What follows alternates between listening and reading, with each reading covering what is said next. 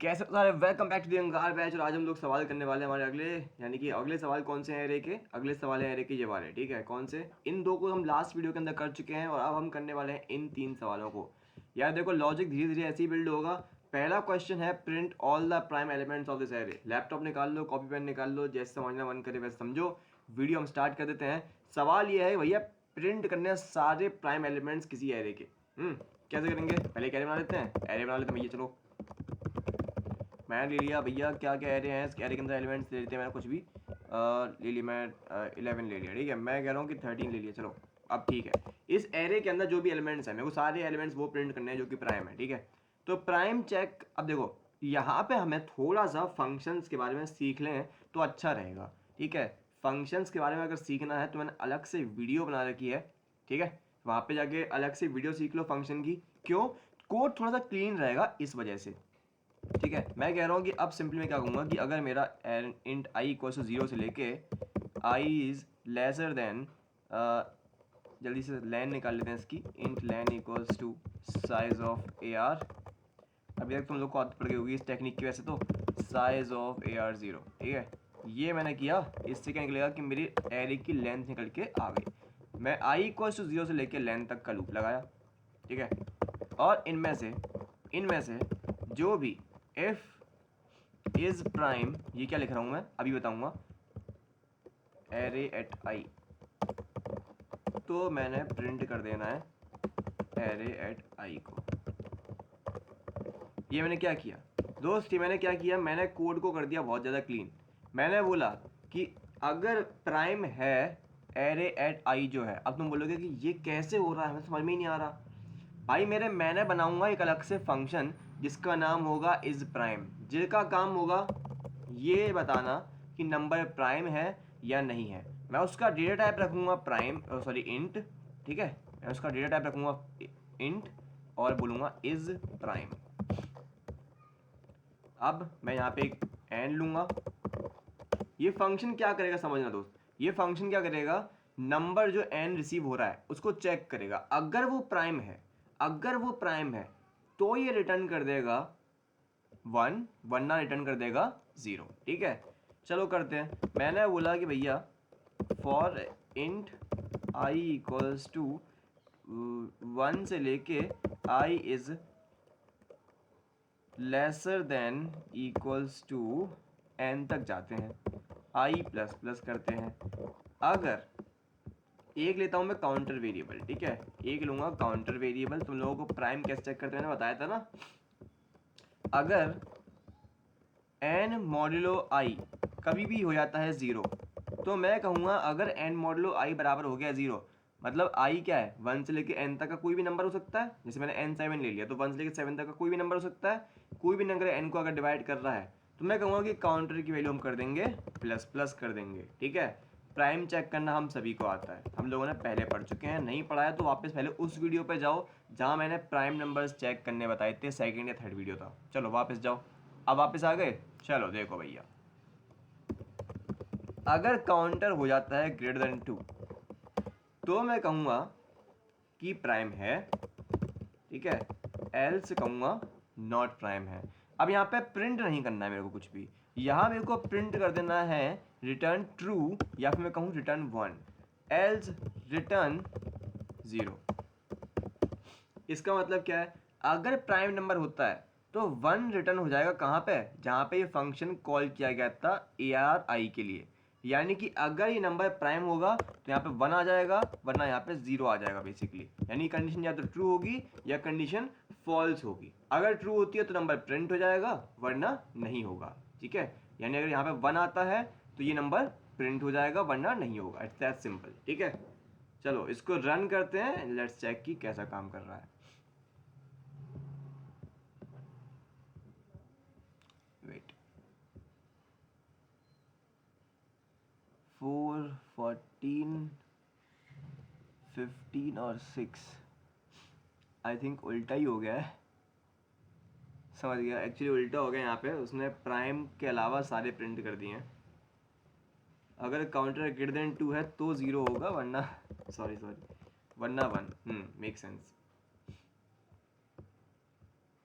ठीक है। तो यहाँ पे सारे प्राइम नंबर जो भी एरे के अंदर थे वो सारे उसने प्रिंट कर दिए हैं, ठीक है, देख सकते हो।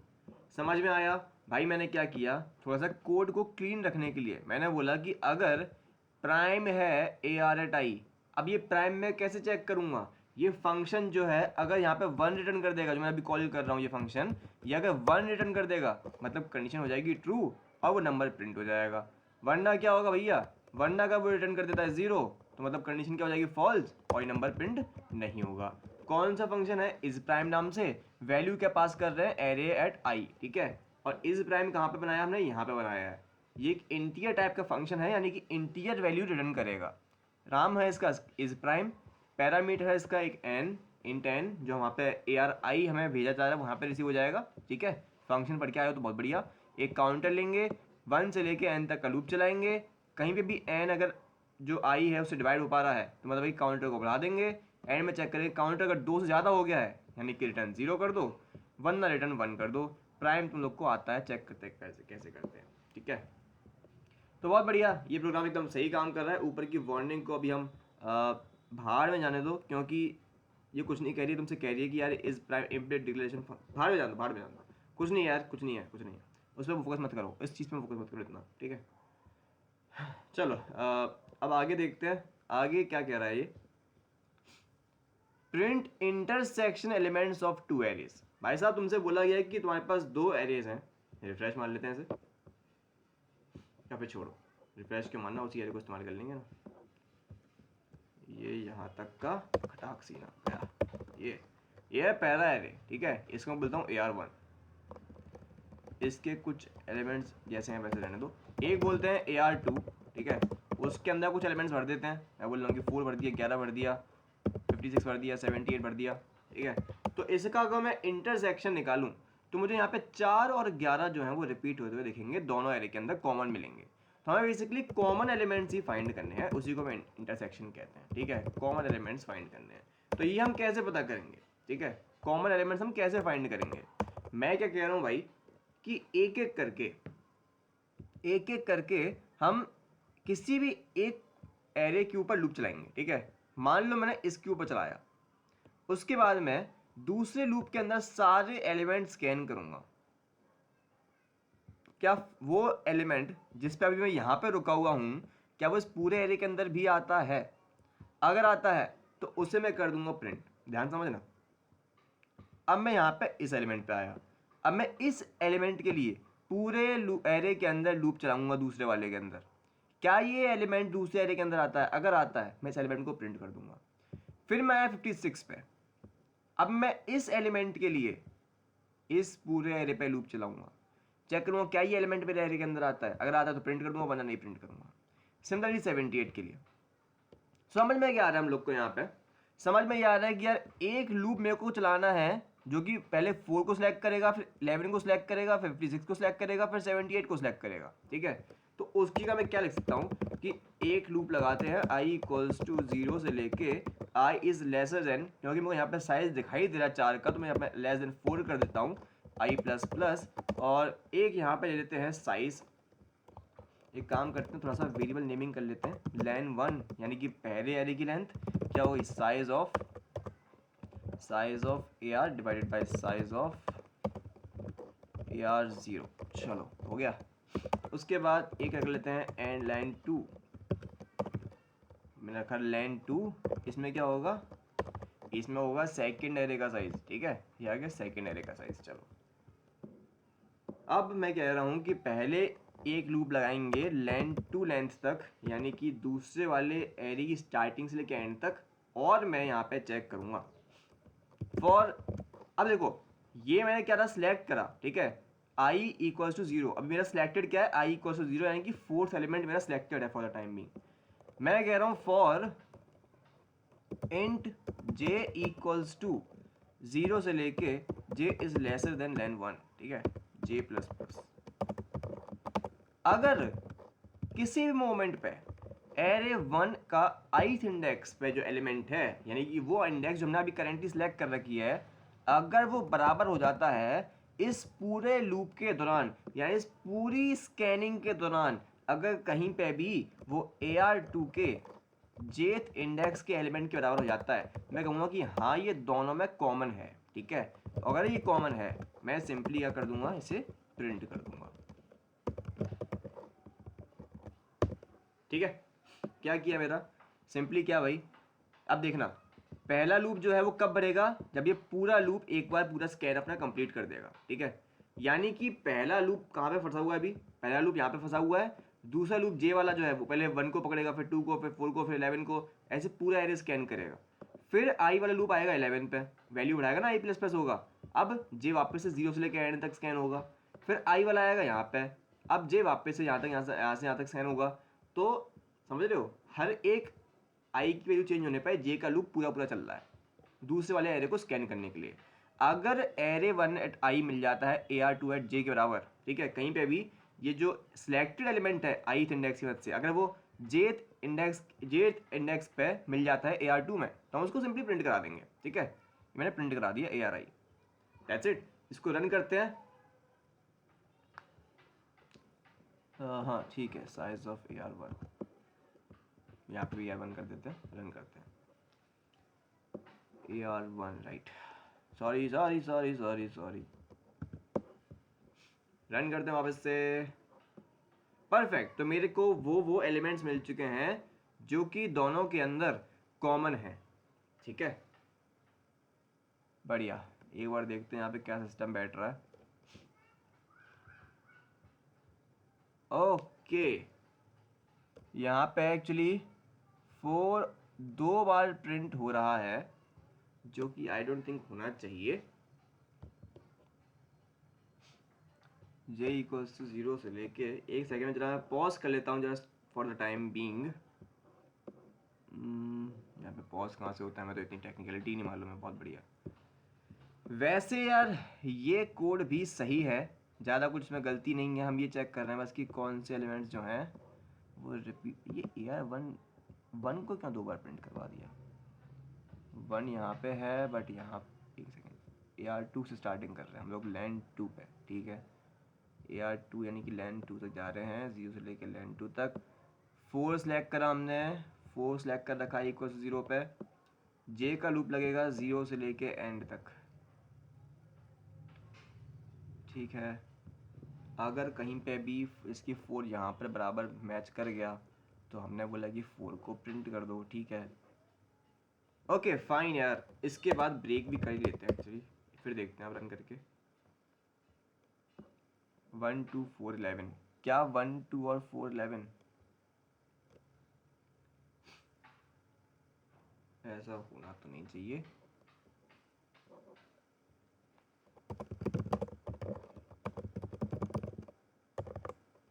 अब तुम देख लो कि एक्चुअली मैं भी तुम लोग के संग में लाइव ही इसको कोड करता हूँ, इसका कोई ऐसा वजूद नहीं है कि मैं ऐसे रट के बैठा हुआ इन कोड्स को।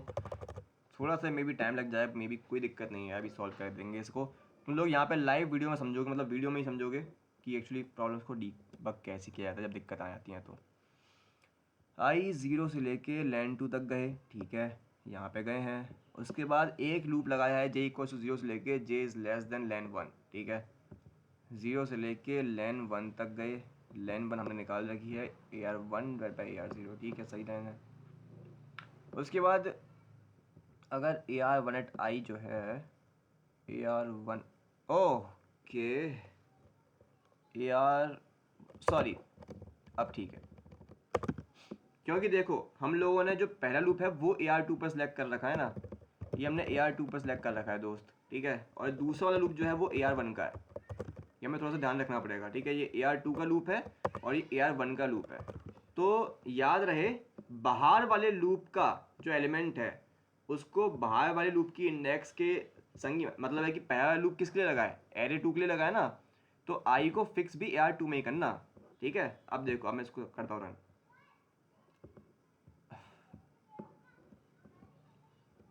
सॉरी AR2,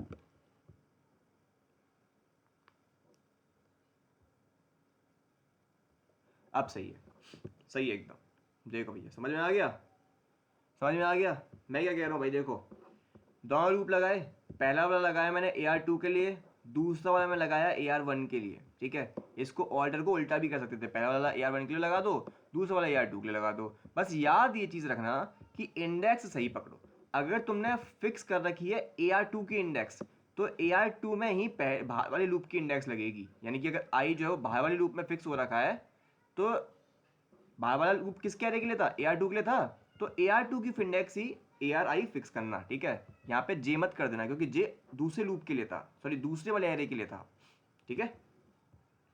फाइन, अब हमें समझ में आ गया है। अगर आ गया है तो बहुत बढ़िया।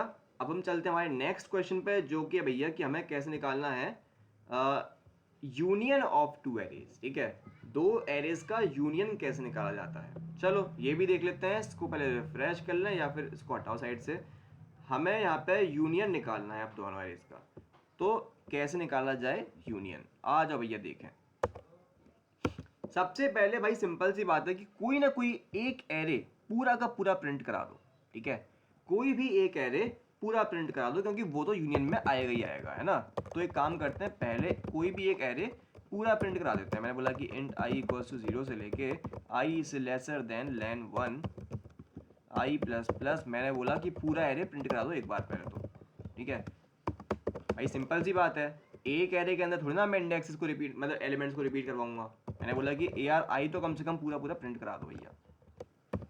अब अगली बार से जो तुम प्रिंट कराओ, ठीक है, अगली बार से जो तुम प्रिंट कराओ, इसमें ध्यान रखना कि कुछ भी रिपीट ना हो, ठीक है। तो उसके लिए मैं कह रहा हूँ कि वापस से स्कैन करवाना शुरू कर देते हैं। len2 तक गया, i प्लस प्लस, बट यहाँ पे हम अब जब सिर्फ तब प्रिंट कराएंगे जब जो हम एलिमेंट प्रिंट कराने वाले हैं दूसरे एरे का, वो पहले एरे के अंदर नहीं आता है, ठीक है।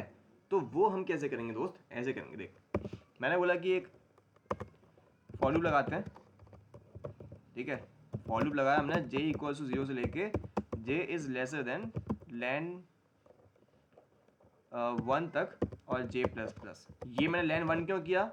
क्योंकि i की वैल्यू को फिक्स करके जो मैं चाहता हूँ कि प्रिंट हो जाए, पर प्रिंट होने से पहले मैं ये चेक करूँगा कहीं वो मेरे पहले वाले एरे के अंदर तो नहीं आती है। क्योंकि अगर पहले वाले एरे के अंदर आती है तो वो यूनियन में नहीं गिना जाएगा, क्योंकि हम यूनियन में डुप्लीकेट एलिमेंट्स नहीं डालते हैं, ठीक है।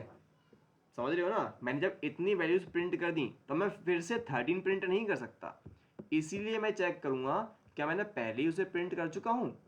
अब वो कब चेक होगा कि क्या वो पहले ही एरे के अंदर था, तो उसके लिए मैं क्या करूँगा, सिंपली चेक करूँगा कि अगर मेरा जो टारगेट है AR1 का, या मैं बोलूँ AR2 का जो ith इंडेक्स पर है, अगर वो AR1 में मिल जाता है कहीं पे भी, किसी भी jth इंडेक्स पे, तो यार हमें मतलब समझ में आ जाएगा कि वो मिल चुका है, ठीक है। अगर मिल चुका है तो एक काम करते हैं, यहाँ पे एक फ्लैग रख देते हैं, उसको 0 कर देते हैं। लीनियर सर्च कर रहा हूँ भाई, मेरे लीनियर सर्च कर रहा हूँ मैं यहाँ पे, वो कुछ नहीं कर रहा हूँ। याद करो पिछले कोड में मैंने बताया था। अब मैं इस एरे के अंदर सिंपली सर्च कर रहा हूँ कि AR जो एलिमेंट मैं प्रिंट करवाना चाहता हूँ वो दूसरे एरे के अंदर आता है या नहीं आता है। अगर आता है तो प्रिंट करवाऊंगा, नहीं तो नहीं करवाऊंगा, दैट्स इट। तो भाई ये कैसे होगा, अगर AR2 मेरा AR1 के अंदर मिल जाता है तो यानी कि मैं उसे प्रिंट नहीं करवाऊंगा, मतलब है कि फ्लैग के लिए सेट कर दूंगा मैं 1, ठीक है, ठीक है, बढ़िया। And outside this for loop मैं कहूँगा कि अगर मेरा फ्लैग अभी भी 0 है, मतलब है कि एलिमेंट नहीं मिला है, तो मैं उसे प्रिंट करवा दूंगा। ये तो सिंपल सा वो है, क्या बोलते हैं, लीनियर सर्चिंग। तुम लोगों को लीनियर सर्चिंग नहीं पता है तो प्लीज़ जाके पहले उसे देख लो, वरना ही समझ में नहीं आने वाला, ऑब्वियस सी बात है, ठीक है। AR2 प्रिंट करवा देते हैं,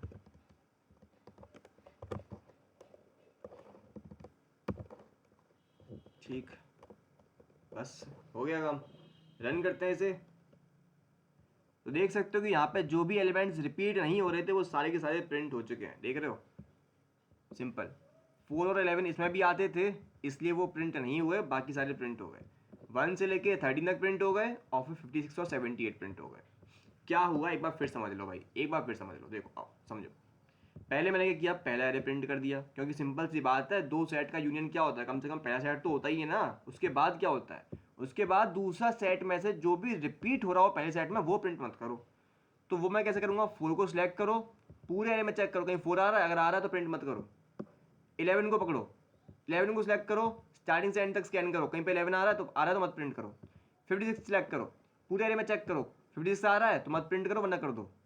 सिमिलरली मैंने क्या किया, मैंने i = 0 पकड़ा, ठीक है, उसके बाद मैंने फ्लैग की वैल्यू कर दी 0। मैंने बोला कि स्टार्टिंग से लेके एंड तक स्कैन करो दूसरे एरे के अंदर, ठीक है। अगर AR1 के अंदर AR2 का जो सिलेक्टेड एलिमेंट है i वो मिल जाता है तो फ्लैग की वैल्यू सेट कर दो 1, यानी कि दूसरे एरे के अंदर मिल चुका है। अगर मिल चुका है तो मतलब फ्लैग की वैल्यू क्या हो गई 1। अब इस फॉर लूप के बाहर, इस वाले के बाहर मैं चेक कर रहा हूँ, अगर फ्लैग मेरा अभी भी 0 है, जो कि पहले सिर्फ तब 0 होगा जब कहीं पे भी एलिमेंट नहीं मिला होगा। अगर नहीं मिला है तो मतलब उसे प्रिंट कर दो, ठीक है, यानी कि प्रिंट करने लायक है, दैट्स इट, यानी कि दूसरे एरे के अंदर नहीं मिला, ठीक है। समझ में आ गया तो बहुत बढ़िया, वीडियो को लाइक कर देना। तुम लोग को कोई डाउट तुम से पूछ सकते हो कमेंट में, ठीक है। इसके अलावा तुम लोग को अंगार बैच अगर ज्वाइन करना हो तो भाई तुम लोग को ग्रुप के डिस्क्रिप्शन में अपनी मैं ग्रुप का लिंक पकड़ा दूंगा तो मैं डिस्क्रिप्शन के अंदर, ठीक है, और ज्वाइन कर सकते हो वहाँ पे। तब तक के लिए पढ़ाई करो, ऑल द वेरी बेस्ट, मजे करो, आनंद लो जीवन के, और चलते भाई अंगार है।